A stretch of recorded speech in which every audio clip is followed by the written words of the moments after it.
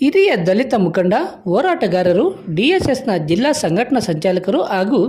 ದಲಿತ ಹಿಂದುಳಿದ ಅಲ್ಪಸಂಖ್ಯಾತರ ಒಕ್ಕೂಟದ ಉಪಾಧ್ಯಕ್ಷ ಮಳಪಲ್ಲಿ ಜಿ ನಾರಾಯಣಸ್ವಾಮಿರವರು ಏಪ್ರಿಲ್ 3 ಬುಧವಾರ ಹೃದಯಾಘಾತದಿಂದ ನಿಧನರಾಗಿದ್ದು, ಇವರ ವೈಕುಂಠ ಸಮಾರಾಧನೆ ಕಾರ್ಯಕ್ರಮವು ಏಪ್ರಿಲ್ 13 ಶನಿವಾರ ಮಳಪಲ್ಲಿಯಲ್ಲಿ ನಡೆಯಲಿದ್ದು,